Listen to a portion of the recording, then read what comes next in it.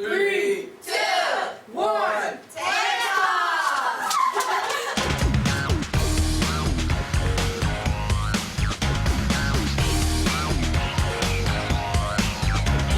It's one small step for man, one giant leap for mankind. It's going to be some kind of different ride.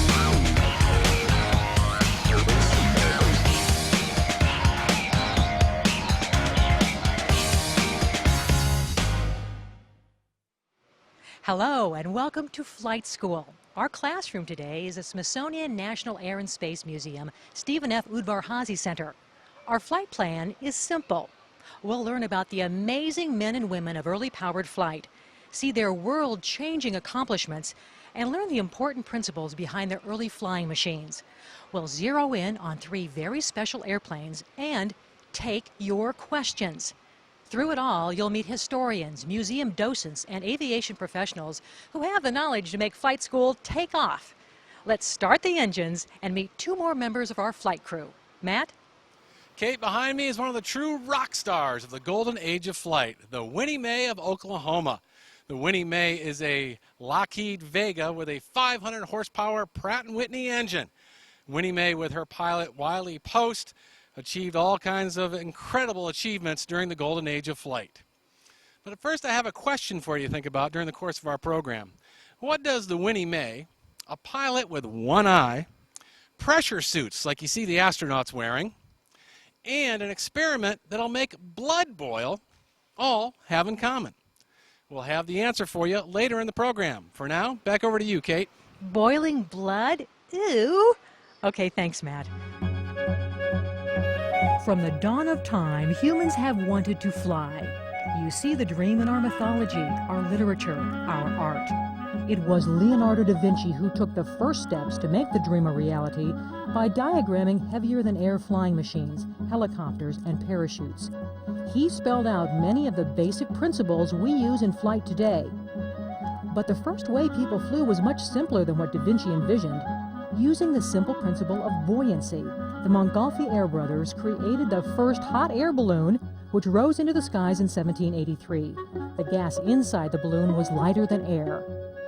30 years later, Sir George Cayley picked up on da Vinci's principles and ignited the process that led directly to powered flight. Cayley was an engineer who conducted tests, gathered data, and applied that data to what became the first glider in history. The next great figure to further the dream of flight was Otto Lilienthal.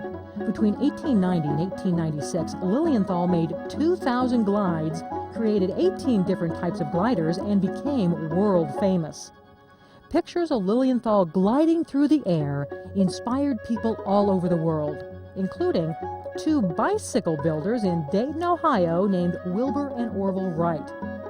Those brothers looked at how bicycles are controlled, and they looked at how birds fly. And with a great deal of experimentation and dedication, they found the secret, changed the world, and finally made the dream of flight come true.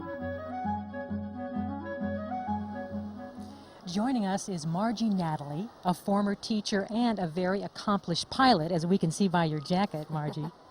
Margie's going to help us talk about some of the things that the Wright brothers had to deal with as they invented their plane. Oftentimes when we talk about planes, the word aerodynamics keeps coming up. What is aerodynamics? Well, aerodynamics is a very big word for a very simple concept. Aerodynamics is the way air interacts with an object and the way the object interacts with the air.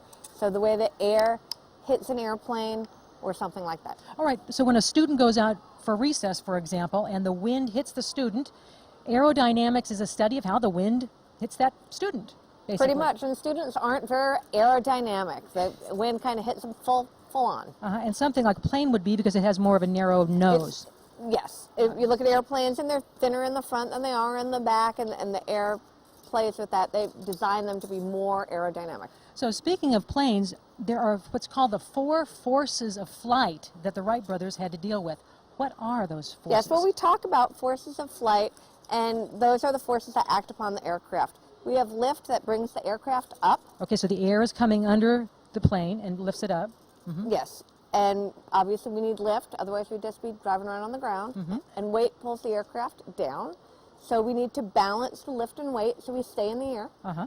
Then we have thrust, which brings the airplane forward, and drag is the force that opposes that thrust. It slows the aircraft down. Okay. It's the air on the wings and the fuselage, and the old airplanes had the wires, and that caused a lot of drag, held it back. Well, let me see if I have this right. So lift is what picks the plane up, the Yes. wind coming underneath it, and then weight brings it down, and then thrust makes the plane go forward, as we see in our video there, and drag is what kind of slows the plane down. Those are the four forces. This white suit also is made of Kevlar, and the Kevlar in the white suit is used as a protection device to stop little micrometeorites from penetrating the suit, because you never want to break that rubber bladder seal, because then you would lose your pressure, you lose your oxygen, and the problems we saw here in our experiment would all of a sudden be for real again.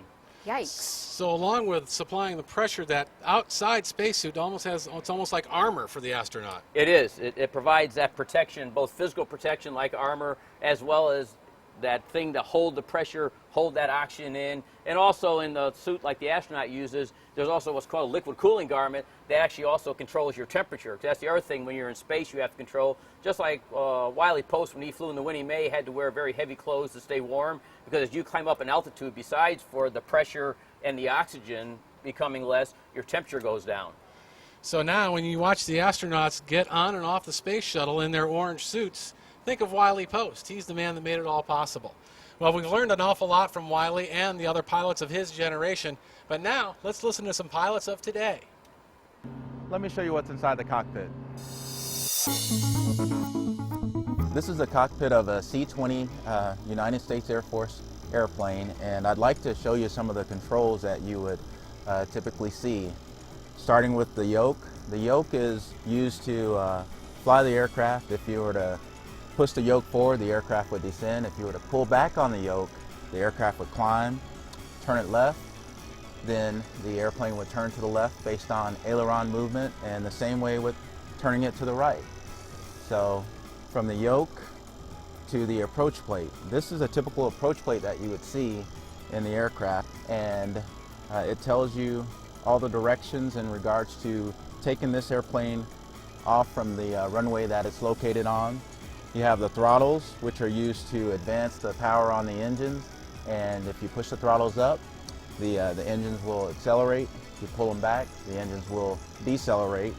In front of me you have some of the controls, dials that you can use to fly the aircraft. For example, the speed of the aircraft is indicated right here, and the altitude is indicated right here. What inspired me to become a pilot was growing up in Oklahoma City. I live fairly close to Tinker Air Force Base, and I used to watch military aircraft just like this one come in and fly and land at the base. And one day I told my dad I wanted to build an airplane, and I went in the backyard and I started building the airplane over the course of 3 or 4 days.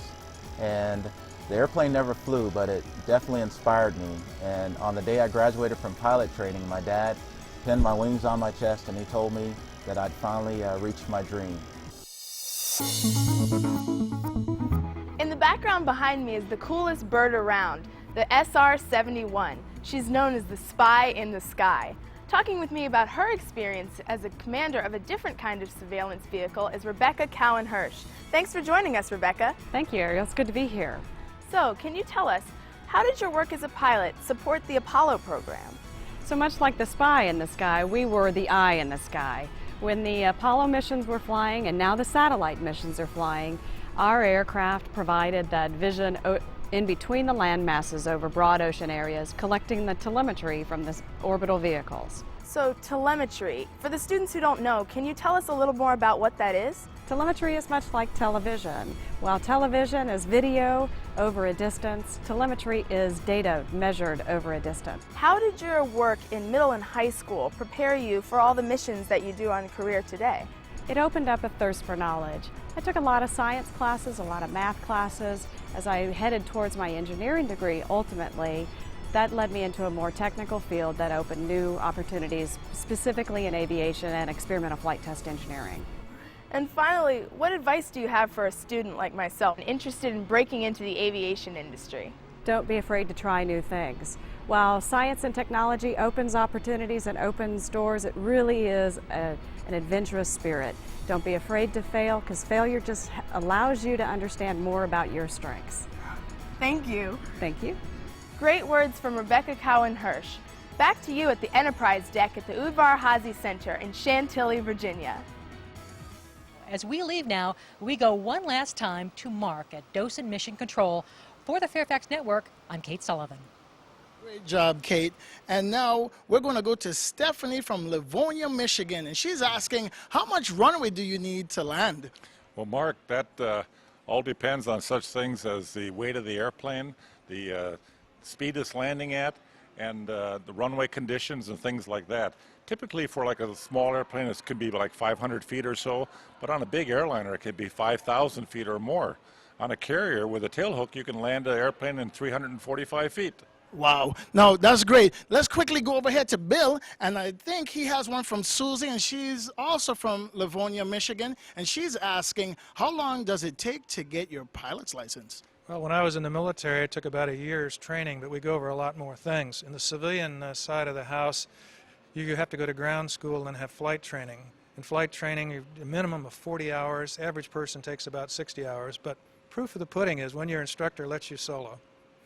Great.